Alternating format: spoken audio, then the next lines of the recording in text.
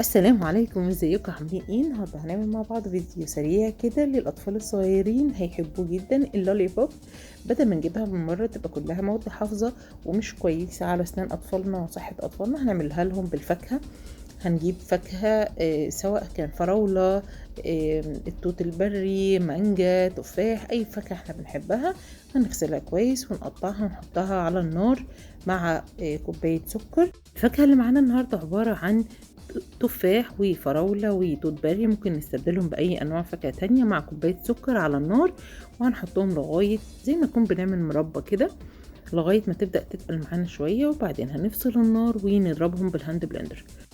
هنحط بعد كده قطعة زبدة، مكعب زبدة يعني، على الخليط بتاعنا ده بعد ما يبدأ يدفى شوية يعني، وبعدين هنغطيه بستريتش ونحطه في التلاجة لمدة ربع ساعة. هنطلعه هنلاقيه جامد بالمنظر ده. هنبدأ نعمله كور صغيرة ونحطه في أي قالب من قوالب الكيك بوبس أو اللولي بوب، كده بتبقى قوالب سيليكون بتبقى عند مستلزمات الحلواني. بنحط فيها العصاية بتاعة اللولي بوب وبنسيبه في الفريزر لمدة ربع ساعة، وهيجمد بالمنظر اللي احنا شايفينه ده. هيبقى عبارة عن فاكهة بياكلوا شكل المصاصة، ولكن هي في الآخر فاكهة.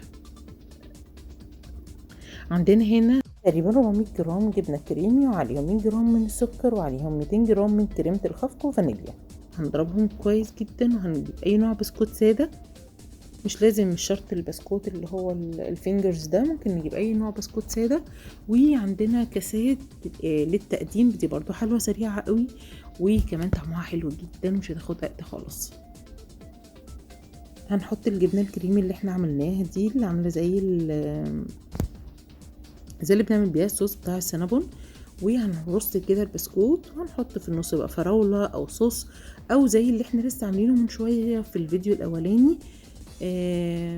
هنحط كده طبقة، ونحط من فوق بقى اي فاكهة، فراولة، كريز، توت باري زي ما احنا شايفين. ويبقى الف هنا وشفا. وزي ما شفنا احنا ممكن جدا نبدل نوع الفاكهة، نوع البسكوت زي ما احنا عايزين، نخلي بسكوت شوكولاتة براحتنا خالص. ويلا بينا على الوصفة الثالثة. 300 جرام دقيق، 100 جرام من اللبن، وكمان عليهم زبادي، واتنين بيضتين، طبعا بيضتين عليهم فانيليا. هنمسح الطاسة كويس جدا، وهنبدأ نحط شوية من العجين اللي احنا عملناه اللي هو بتاع البانكيك،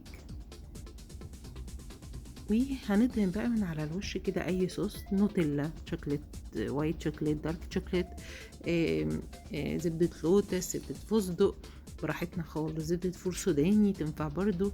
اي نوع صوص هنفرده على الوش بتاع البانكيك، وهنحط عليها كمان من فوق اي نوع فاكهة احنا عايزينه، او مكسرات، او شرايح برتقال زي ما احنا شايفين كده. وبقيت احلى بانكيك ممكن تاكلوه في حياتكم. لو عجبتكم الافكار ما تنسوش تدوسوا لايك على الفيديو، واشوفكم فيديو جديد قريب ان شاء الله. باي باي. متنساش تعمل سبسكرايب